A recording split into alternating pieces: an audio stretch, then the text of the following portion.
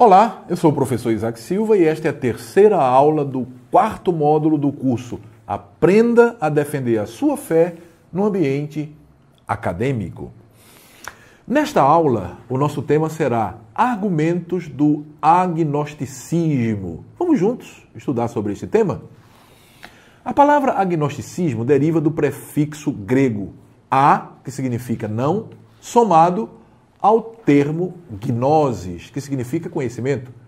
Esta palavra foi criada pelo evolucionista e biólogo britânico do século XIX, Thomas Huxley, e significa literalmente não conhecimento. Aplicado à pessoa de Deus, o termo agnosticismo significa literalmente não conhecimento de Deus.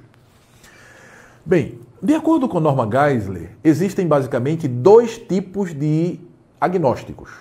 Aquele que afirma que a existência de Deus e a natureza de Deus não são conhecidas, e aquele que afirma que não se pode conhecer a Deus. Enquanto o primeiro tipo acredita apenas que Deus e sua natureza são desconhecidos, o segundo tipo entra em rota de colisão direta com a fé cristã, pois afirma que Deus é incognoscível, ou seja, que é impossível ao homem conhecê-lo. Uma coisa é dizer que Deus não é conhecido. Outra coisa, totalmente diversa, é afirmar que Deus não pode ser conhecido.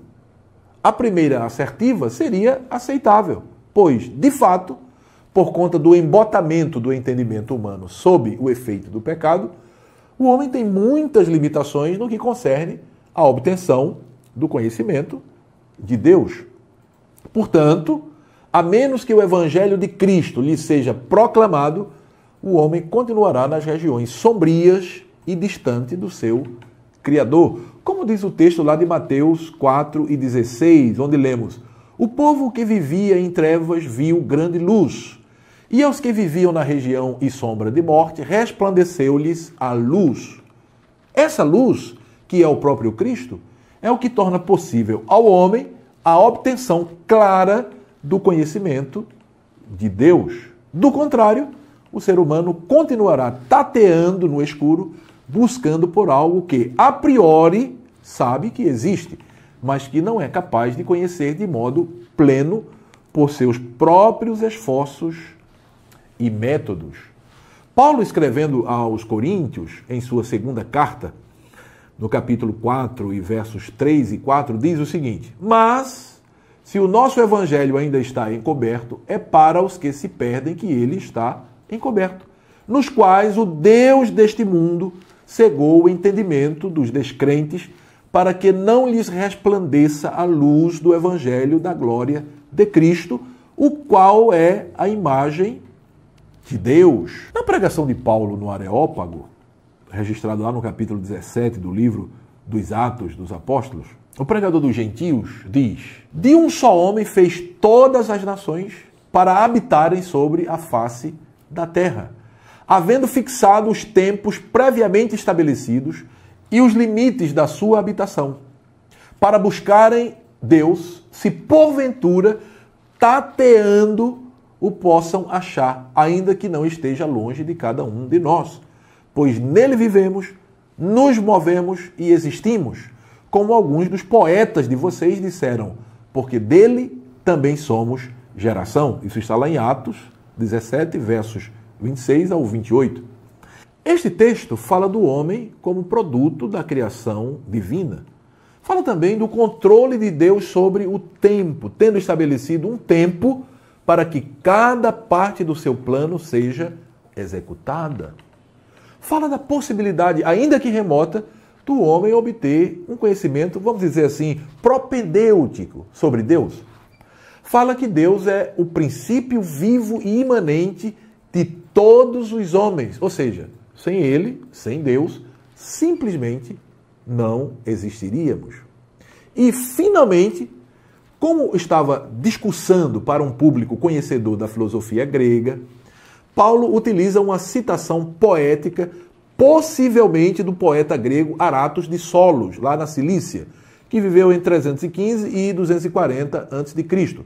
Poema que fora citado também por outros poetas. E aí Paulo usa para dizer que até mesmo alguns pensadores gregos possuíam, em parte, a compreensão da existência de Deus. Como também eles compreendiam que fomos criados por Deus. É simplesmente extraordinário ver um apologista cristão fazendo uso da cultura e do conhecimento secular para explicar as verdades divinas. Paulo fez isso, nós acabamos de ver agora. Então nós também podemos fazer. Prosseguindo na reflexão do nosso tema, Norman Geisler vai dizer que a base da filosofia para o agnosticismo foi lançada a partir do século XVIII por David Hume e Immanuel Kant. Em seu ceticismo declarado, o empirista David Hume escreve em sua obra Investigação sobre o Entendimento Humano: se tomarmos em nossas mãos qualquer livro de teologia ou metafísica, por exemplo, ele conterá qualquer raciocínio abstrato relativo à quantidade ou número? E aí ele mesmo responde: não. E prossegue em sua arguição: contém algum raciocínio experimental relativos aos fatos e à existência? E mais uma vez ele responde: não. Em seguida conclui: então, lance-o no fogo, pois não pode conter nada além de sofisma e ilusão. Mas onde se encaixa o agnosticismo nessa visão de Hume? Baseado neste enunciado, Geisler vai responder a esta pergunta dizendo que, para este filósofo, qualquer afirmação que não seja puramente a relação de ideias matemáticas ou uma questão de fatos empíricos é insignificante. Portanto, como as afirmativas sobre Deus não se encaixam em nenhuma dessas categorias, o conhecimento de Deus seria, por assim dizer, impossível. Então, como você pode perceber, o agnosticismo se encaixa perfeitamente nas ideias de David Hume. Ainda segundo o empirismo cético de Hume, todo raciocínio relativo à questão parece ser fundamentado na relação de causa e efeito. E só por meio dessa relação podemos ir além da evidência da nossa memória e dos nossos sentidos.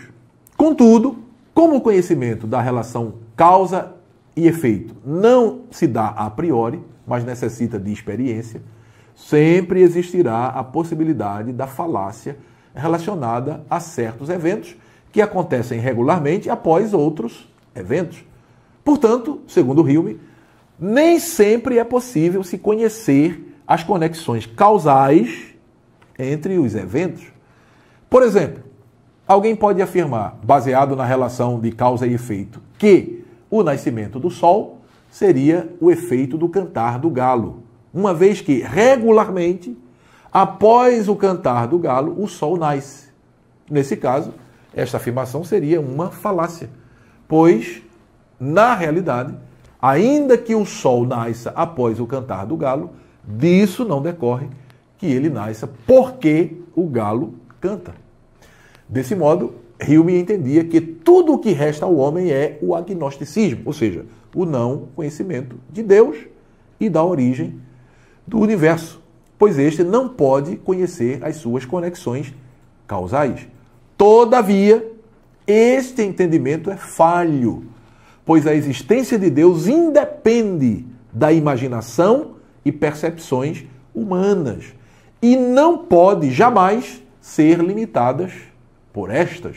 Para rememorar sobre o princípio da causalidade, sugerimos que você revisite aulas anteriores, onde tratamos de forma detalhada sobre o tema, sobre este tema, não é? Causa e efeito, a relação causa e efeito. Continuando, podemos afirmar que não somente o ceticismo humeano, mas as obras e influências de Kant serviram de baldrame ao agnosticismo. Conquanto Kant, antes de ser influenciado pelos escritos de Hume, defendesse o racionalismo pregado por Leibniz, segundo o qual o conhecimento independe da experiência e que é possível tanto se conhecer a realidade como o teísmo ser demonstrado, passou a concordar com Hume e o seu empirismo, que defendia que o conteúdo de todo tipo de conhecimento adivinha por meio dos sentidos. Então, Kant elaborou a seguinte síntese. A matéria-prima do conhecimento é fornecida pelos sentidos, mas a estrutura do conhecimento é adquirida a posteriori na mente.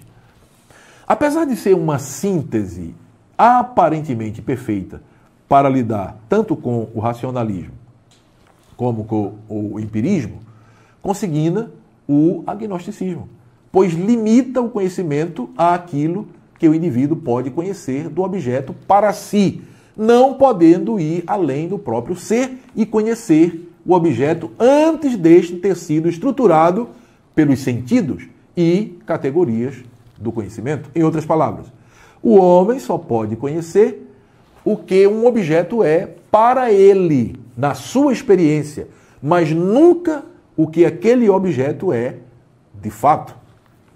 Segundo a metafísica de Kant, o mundo se divide entre numênico e fenomênico, sendo o mundo numênico a realidade verdadeira e o mundo fenomênico fala daquilo que aparece para nós, ou seja, o mundo das experiências que processamos. Muito bem, por hora é só, chegamos ao final da nossa aula. O tema da nossa próxima aula é a fidedignidade das Escrituras. Nos encontraremos lá. Até breve.